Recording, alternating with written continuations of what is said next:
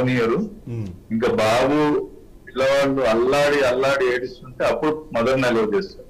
లోపల ఒక మా బాబాయ్ గారు ఎంతో మంది పిల్లలు మా మమ్మీ లేదు, మా మమ్మీ రావట్లేదు, ఆకలేస్తుంది, మేము వాష్రూమ్కి వెళ్ళాము, ఎవరు క్లీన్ చేయట్లేదు అని అక్కడ ఐసీయూలో ఉన్న పిల్లలు ఎంతో మంది అల్లాడుతుంటే నా కళ్ళతో చూశాను. నా బాబుని కూడా నేను చూశాను, పక్కన ఉన్న పిల్లల్ని కూడా చూశాను. అలాంటి సిచ్యువేషన్ ఏ పేరెంట్స్ కి రాకుండా అసలు అలా మంచిగా ఉన్న బాబుని తీసుకొని వెళ్ళి మా బాబు ప్రాణం తీసేశారు. ఇక్కడ ఎవరైనా సరే వాళ్ళ పిల్లల్ని అపురూపంగా చూసుకుంటారు.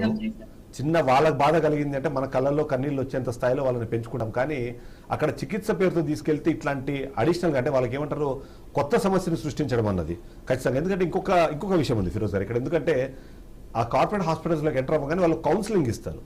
సో మీ బాబు తీసుకెళ్ళినప్పుడు వాళ్ళు ఎలాంటి కౌన్సిలింగ్ ఇచ్చారు, ఏమేమి విషయాలు చెప్పారు?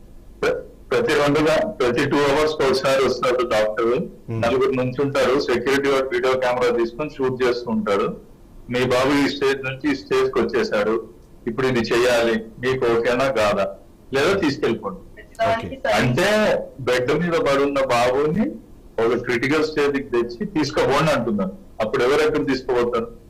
మరి we have to bend to them, వాళ్ళని అడగాలి, ఇది చేయాలి. ఇంకా లాస్ట్ నేను ఈవినింగ్ నా బాబుకి ఏమన్నా అయితే నేను మీడియాని తీసుకొని వస్తా, మీరు ఏమనుకుంటున్నారు అంటే దాని 2 hours కి చెప్పేశారు, బాబు వెంటిలేటర్ మీద ఉన్నారు, బంజారాస్ తీసుకోండి అని ట్రాన్స్ఫర్ చేసేసారు. మా దగ్గర మిషన్స్ లేవు, మా దగ్గర ఎక్విప్మెంట్స్ లేవు, బాబుని అక్కడికి తీసుకువెళ్ళిపోండి అని చెప్పారు.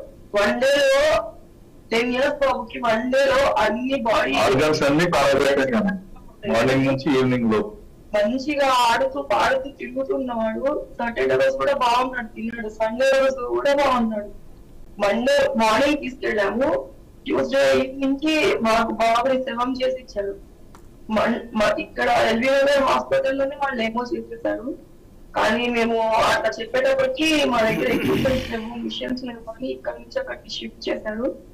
అక్కడికి వెళ్ళిన తర్వాత కూడా నేను బాబు దగ్గర నుంచి కదలలేదు. బాబు బాడీ మొత్తం గట్టిగా అయిపోయి పచ్చగా అయిపోయి ఎంత వెంటిలేటర్ పెట్టినా గానీ బాబు దాంట్లో అసలు ఏం మూమెంట్ లేదు. నేను ప్రతి దాన్ని అడుగుతున్నాను, బాబుకి మీరు బ్లడ్ ఎక్కిస్తున్నారు, ప్లాస్మా ఎక్కిస్తున్నారు, ఇన్ని చేస్తున్నారు, బాబు దాంట్లో ఏమి మూమెంట్స్ లేవు. ఎందుకని ఇది ఒక వైపు నుంచి బ్లడ్ ఎక్కిస్తున్నారు, ఒక వైపు నుంచి బ్లడ్ వచ్చేస్తుంది. అట్లా ఎందుకు అవుతుంది? బాబుది బాడీ ఎందుకు గట్టిగా అయిపోయింది, ఎందుకు చల్లగా అయిపోయింది అని ప్రతిదీ నేను అడుగుతూనే ఉన్నాను. వాళ్ళు దేనికి ఆన్సర్ చెప్పట్లేదు. పెద్ద డాక్టర్ వచ్చి మాట్లాడతారు, పెద్ద డాక్టర్ వచ్చి మాట్లాడుతూనే ఉంటున్నారు. నా బాబుని ఒక శవాన్ని పడుకోబెట్టి వాళ్ళు వాడికి హింస చేసి చంపేశారు. వాళ్ళు నా కళ్ళ ముందు వాడిని టార్చర్ చేశారు. దేనికి కూడా వాళ్ళు కరెక్ట్ ఆన్సర్ చేయలేదు. వాడికి ఉన్న ప్రాబ్లం ఏంటన్నది కూడా వాళ్ళు అసలు గెస్ట్ చేయలేదు, వాడికి కరెక్ట్ ట్రీట్మెంట్ ఇవ్వలేదు. ఒక విషయం చెప్పండి, మీరు ఎల్బీ నగర్ లో ఉదయం 5:30 సమయంలో మీరు అక్కడికి వెళ్ళారు. అక్కడ నుంచి బంజారా హిల్స్ తీసుకెళ్ళమని చెప్పడానికి, లేకపోతే మా దగ్గర ఇక్కడ అంటే అవసరమైన పరికరాలు లేవు అని చెప్పడానికి ఎంత టైం తీసుకున్నారు? ఎంత సమయం తర్వాత మీకు చెప్పారు ఇక్కడ నుంచి అక్కడ తీసుకెళ్ళిపోండి? మార్నింగ్ 6 o'clock కి జాయిన్ అయితే ఈవినింగ్ 8:30 వరకు కూడా వాళ్ళు ఏ ట్రీట్మెంట్ చేయలేదు. ఐసీయూలో బాబు కింద మీద అవుతున్నాడు, వాడికి స్వెట్ వస్తుంది, వాడికి ఆకలి వస్తుంది, మమ్మీ వాటర్ ఇవ్వ మమ్మీ అని తను బతిమలాడిండు. కనీసం వాడు వాటర్ కూడా తాగించలేదు. మిగతా పిల్లలు కూడా అల్లాడుతున్నారు. ఈవినింగ్ 10:30, 11:30 వరకు కూడా రౌండ్స్ వచ్చే డాక్టర్ కూడా రాలేదు. నేను డాక్టర్ ఏడండి అని అడిగితే నేను ఇక్కడ వర్క్ చేస్తానండి అని అంటున్నాడు. మీరు ఇక్కడ వర్క్ చేస్తే మెయిన్ డాక్టర్ ఏరియా అని అక్కడ నుంచోబెట్టాను. నుంచోబెడితే నైట్ 11:30, 12:30 మేబీ 12:30, 1:30కి ఆ మెయిన్ డాక్టర్ వచ్చాడు. డాక్టర్ సురేష్ కుమార్ నైట్ 1:30కి వచ్చి 11:30, 12:30, 11:30కి ఒకసారి కౌన్సిలింగ్ ఇచ్చారు. మీ బాబుకి వెంటిలేటర్ పెట్టాలి, మీ బాబుకి యూరిన్ పైప్ పెట్టాలి అని. బాబుకి యూరిన్ పైప్ పెట్టేటప్పుడు అక్కడ ఏసీ పనిచేయట్లేదు. ఐసీయూలో ఏసీ పనిచేయకపోవడం ఏంటండి అంటే ఏసీ పాడైంది, ఏసీ రిపేర్ చేసి అతను వస్తున్నారు అని చెప్పారు. ఒక 2-3 hours నా బాబు అల్లాడాడు. స్వెట్, ఫేస్ మొత్తం స్వెట్ వచ్చేసి నేను అట్ట తీసుకొని విసురుతున్నా. ఒక 1 hour ఇచ్చాను. పేరెంట్స్ ని ఎవరిని అసలు లోపలికి రానివ్వట్లేదండి. లోపల ఐసీయూలో పిల్లలు అట్లా నైట్ 11:30కి ట్రాన్స్ఫర్ చేయాలని చెప్పి ట్రాన్స్ఫర్ చేసేసారు. మార్నింగ్ 4:30 వాళ్ళే అంబులెన్స్ తెచ్చి అన్ని అరేంజ్ చేసుకొని ట్రాన్స్ఫర్ చేసేసారు. ఎస్ ఫిరోజ్ గారు మీరు లైన్ లో ఉండండి, మీరు లైన్ లో ఉండండి. ఇంకొక కాలర్ వచ్చారు, ఆ కాలర్ తో మాట్లాడి నేను మళ్ళీ మీ దగ్గరకు వస్తాను. రమేష్ గారు మనతో ఫోన్ లైన్ అందుబాటులోకి వచ్చారు. తను ఎస్ఎఫ్ఐ ఆర్గనైజేషన్ సంబంధించిన వ్యక్తి, ప్రైవేటు కార్పొరేట్ హాస్పిటల్ సంబంధించి మాట్లాడాలనుకుంటారు. రమేష్ గారు. హలో రమేష్ గారు చెప్పండి. సార్ రమేష్ గారు మీ వాయిస్ చెప్పండి. రమేష్ గారు రావట్లేదండి. రమేష్ గారు వినిపిస్తుందా? చెప్పండి, వినిపిస్తుంది, చెప్పండి నాకు. ఓకే సార్, ఇప్పుడు రెయిన్బో హాస్పిటల్ ఒకటే కాదు, ఇలాంటి హాస్పిటల్స్ చాలా ఉన్నాయి. కేవలం ధనార్జనే ధ్యేయంగా మాత్రమే నడిపిస్తున్నటువంటి హాస్పిటల్ చాలా ఉన్నాయండి. ఇందులో ముఖ్యంగా రెయిన్బో హాస్పిటల్ సంబంధించి హైదరాబాద్ లో 3 బ్రాంచులు పెట్టుకొని రాష్ట్ర వ్యాప్తంగా అనేక బ్రాంచులలో ఇదే జరుగుతుంది. ఒక్క బ్రాంచ్ లో కూడా ఎక్కడ కూడా సరైన సౌకర్యాలు లేవు. రెండోది, నైపుణ్యులైనటువంటి డాక్టర్స్ కూడా లేరు. ఇందులో కేవలం జూనియర్ డాక్టర్లతోని ఏదో పీజీ చేసినటువంటి కొంతమంది డాక్టర్లతో మాత్రమే ఈ హాస్పిటల్ నడుస్తుంది.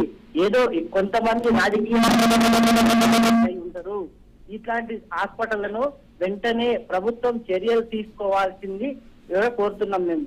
ఏంటంటే ముఖ్యంగా ఇప్పుడు గిరిజన విద్యార్థి కావచ్చు, ఇంకో విద్యార్థి కావచ్చు, చిన్నపిల్లలు కావచ్చు, ఏ రకమైనటువంటి మనుషులైనా సరే, ఇప్పుడు ఏంటంటే చిన్నపిల్లలు ముఖ్యంగా రేపటి భావి భారత పౌరులు వాళ్ళకి ఎటువంటి వైద్యం అందించాలండి ఇప్పుడు ఉన్నటువంటి పరిస్థితుల్లో?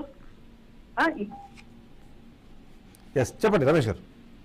ఇటువంటి పరిస్థితుల్లో ఎటువంటి వైద్యం అందించాలి? రేపటికి మనకు ఉపయోగపడే విధంగా ఉండాలి. వీళ్ళని తీర్చిదిద్దుకుంటేనే మనకు రేపటి భవిష్యత్తు ఉంటుంది. వీళ్ళని బలంగా తీర్చిదిద్దుకుంటేనే మనకు రేపటి భవిష్యత్తు. అట్లాంటి వాళ్ళని కూడా ఈ రోజు డబ్బు పేరుతో వాళ్ళ ఆశతో ఇట్లా చంపేయడం అన్నది ఖచ్చితంగా చర్యలు తీసుకోవాల్సిన అవసరం ప్రభుత్వం అయితే ఖచ్చితంగా ఉంది. మరొక కాలం కుషాయిగూడ నుంచి లక్ష్మీనారాయణ గారు ఉన్నారు. లక్ష్మీనారాయణ గారు. లక్ష్మీనారాయణ గారు లక్ష్మీనారాయణ గారు వినిపిస్తుందా వాయిస్? వినిపిస్తుంది సార్. చెప్పండి లక్ష్మీనారాయణ గారు, మీరు ఈ కార్పొరేట్ హాస్పిటల్ కానివ్వండి లేకపోతే ఇలాంటి ప్రైవేట్ హాస్పిటల్తో మీరు ఎదుర్కొన్న సమస్య ఏంటి? సార్ ఇప్పుడు ఈ రెయిన్బో ఒకటే కాదు సార్, ఇప్పుడు మేము మాకు ఇంకా ఉన్నాయి కానీ మేమైతే రెయిన్బోలో పడ్డాం సార్. ఆ బాధ ఏ హాస్పిటల్లో? Rainbow sir. రెయిన్బో హాస్పిటల్లోనే. ఓకే, ఎక్కడ ఏ బ్రాంచ్? బ్రాంచ్ ఐడియా ఉందా? అది బ్రాంచ్ కరెక్ట్ గుర్తులేదు సార్. రెయిన్బోనే సార్. ఓకే. అయితే 1 డే ఉంచారు సార్. చాలా చిన్న ట్రీట్మెంట్. కరోనా వచ్చిన 2 years బ్యాక్ అన్నమాట. ఓకే. డెంగ్యూ ఫీవర్ కోసం